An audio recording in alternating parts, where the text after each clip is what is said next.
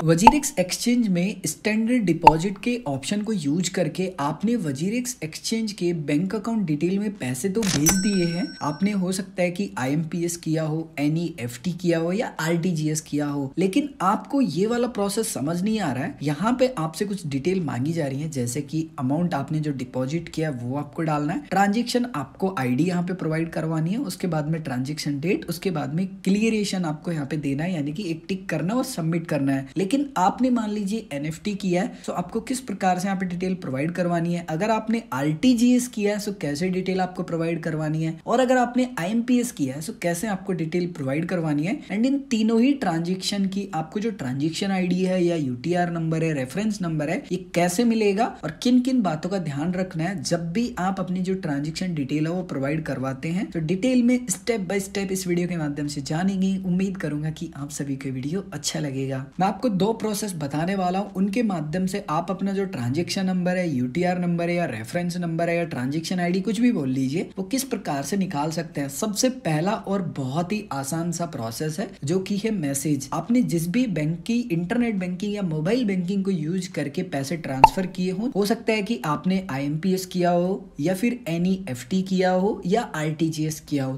तीनों ही ट्रांजेक्शन के केस में जो आपको मैसेज है वो जरूर मिलता है। सो आपको मैसेज बॉक्स चेक करना है। मैं इसमें एक और स्टेप ऐड कर देता हूं ताकि आपके जो कंफ्यूजन है वो क्लियर हो जाए, एक भी कंफ्यूजन ना हो। जैसे कि आप देखेंगे मैंने यहाँ पे पैसे डिपॉजिट किए थे, मैंने इसका ऑलरेडी एक डिटेल में वीडियो बनाया, उसमें तो मैंने सब कुछ एक्सप्लेन किया। अगर आप वो वीडियो भी देखना चाहते हैं तो वीडियो के डिस्क्रिप्शन में लिंक मिल जाएगा। जैसे कि आप देखेंगे मैंने 1100 रुपए ऐड किए थे एंड जो पेमेंट स्टेटस है वो मेरा एक्सेप्टेड है, यानी कि जो मेरा पैसा है वो ऐड हो चुका है। एंड अगर आप ट्रांजेक्शन यहाँ पे जो डिटेल है वो भी देखेंगे तो डिपॉजिट सक्सेसफुली हो चुका था 1100 रुपए। यहाँ पे आप इसी ट्रांजेक्शन डिटेल में देखेंगे ट्रांजेक्शन ID यहाँ पे लास्ट में है 2424। अब मैं क्या करता हूँ, अपने जो बैंक के मैसेज है ना वो ओपन यहाँ पे कर लेता हूँ। यहाँ पे मैंने पैसे ट्रांसफर किए थे SBI बैंक से स्टेट बैंक ऑफ इंडिया से मोबाइल बैंकिंग को यूज करके। यहाँ पे आपको एक ट्रांजेक्शन दिखाई दे रहा होगा 8 तारीख का 1100 रुपए का। एंड आपने जो वजीरेक्स एक्सचेंज है उसमें मेरा स्टेटस देखा, अप्रूव था, वहां पे जो लास्ट के 4 डिजिट थे वो 2424 थे। सो यहाँ पे आपको जो मेरा रेफरेंस नंबर है उसके लास्ट के 4 डिजिट देखने के लिए मिल रहे होंगे। सो आपको भी जो मैसेज मिलता है ना बैंक से वो कुछ इस प्रकार से मिलेगा, जहां पे सबसे पहले लिखा होगा IMPS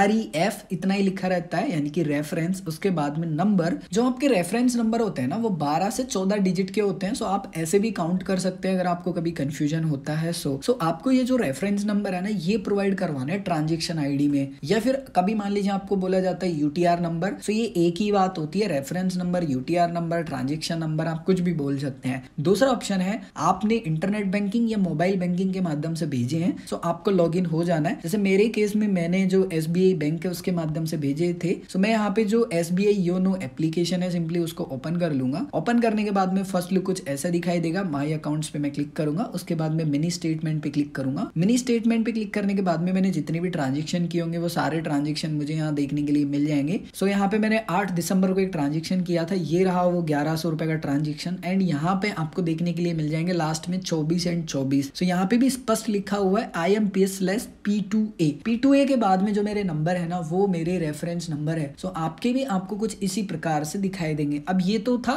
IMPS का प्रोसेस, लेकिन मान लीजिए NEFT किया हो, RTGS किया हो तो सो यहाँ पे IMPS लिखा हुआ है मेरे, ठीक है, यहाँ से IMPS हट जाएगा एंड यहाँ पे लिखा होगा फिर NEFT लिखा होगा या फिर RTGS लिखा होगा। सो उसके बाद में अगेन आपको जो नंबर दिखाई देते हैं वो नंबर्स आपके जो रेफरेंस नंबर है या UTR नंबर है वो होते हैं। सो आपको क्या करना है, ये नंबर्स नोट कर लेने हैं एंड वापस से आपको उसी पेज पे यहाँ पे आ जाना है जहाँ पे आपको डिटेल प्रोवाइड करवानी है। अब सबसे पहले आपको क्या करना है, ऊपर स्क्रॉल करते आ जाना है। यहाँ पे मोड ऑफ पेमेंट में सबसे पहले आपको वो ऑप्शन सेलेक्ट करना है जिसके माध्यम से आपने वजीरेक्स एक्सचेंज के अकाउंट में पैसे भेजे हैं। जैसे कि मैंने तो IMPS किया था, सो मैं IMPS के ऑप्शन को क्लिक करूंगा। अगर आपने NEFT किया था सो आपको दूसरा ऑप्शन सेलेक्ट करना है। अगर आपने RTGS के माध्यम से पैसे भेजे भेजे थे, सो आपको वो ऑप्शन सेलेक्ट करना है। सो जैसे मान लीजिए मैंने IMPS किया, मैंने IMPS पे क्लिक कर लिया। उसके बाद में मैं नीचे यहाँ पे स्क्रॉल करूंगा। उसके बाद में यहाँ पे आपने जिस भी अकाउंट से पैसे भेजे हैं उसकी डिटेल आपको दिखाई देंगी एंड आपने रजिस्टर्ड बैंक अकाउंट से ही पैसे भेजे होंगे, मैं ये उम्मीद करता हूँ। अगर आपने रजिस्टर्ड बैंक अकाउंट से नहीं भेजे हैं सो फिर आपको जो पैसे हैं उनको लेने के लिए रिक्वेस्ट करनी होगी टीम से, आपको कॉन्टेक्ट करना होगा। कैसे करना होता है वीडियो के डिस्क्रिप्शन में लिंक आपको मिल जाएगा। उसके बाद में IMPS के माध्यम से मैंने वजीरेक्स एक्सचेंज के अकाउंट में कितने पैसे डिपॉजिट किए हैं वो अमाउंट मुझे यहाँ पे डालना है। उसके बाद में जो मुझे ट्रांजेक्शन ID मिली है, जस्ट मैंने अभी मैसेज के माध्यम से मैं लेके आया हूँ या फिर मैं इंटरनेट बैंकिंग के माध्यम से लेके आया हूँ, वो ट्रांजेक्शन ID मुझे डालनी है। उसके बाद में मैंने जो ट्रांजेक्शन किया है वो किस डेट को किया है वो डेट मुझे यहाँ पे डालनी है। इस कैलेंडर के ऑप्शन पे क्लिक करके आप डेट डाल सकते हैं। उसके बाद में आपको कंफर्म करना है, सो यहाँ पे टिक मार्क करना है एंड सबमिट करना है। जैसे आप सबमिट करेंगे आपकी जो डिटेल है वो सबमिट हो जाएंगी एंड विद इन 24 आवर्स के अंदर जो आपका पैसा है वो डिपॉजिट हो जाएगा, अगर आपने सब कुछ डिटेल यहाँ पे अच्छे से प्रोवाइड करवाई है उस केस में। अगर आपका ट्रांजेक्शन फेल्ड हो जाता है सो आपको इनकी टीम से कांटेक्ट करना होगा। मैंने ऑलरेडी वीडियो बना रखे हैं, आपको वजीरेक्स एक्सचेंज के प्लेलिस्ट में वो सभी लिंक मिल जाएंगे। अगर आपका फिर भी कुछ भी कंफ्यूजन, आप कुछ भी पूछना चाहते हैं तो आप कमेंट करके पूछ सकते हैं। उम्मीद करता हूँ कि आप सभी को वीडियो अच्छा लगा होगा, और अगर आप सभी को वीडियो अच्छा लगा है और अगर आपने अभी तक इस वीडियो को लाइक नहीं किया है तो इस वीडियो को लाइक कर दीजिए, क्योंकि आपके एक लाइक से काफी ज्यादा मोटिवेशन मुझे मिलता है। और अगर आपने चैनल को भी सब्सक्राइब नहीं किया है तो चैनल को भी सब्सक्राइब कर लीजिए एंड बेल आइकन पे क्लिक करके नोटिफिकेशन ऑन कर लीजिए ताकि हर एक वीडियो की नोटिफिकेशन आपको मिलती रहे। मैं मिलता हूँ आप सभी को एक और ऐसे ही नए इंटरेस्टिंग वीडियो में।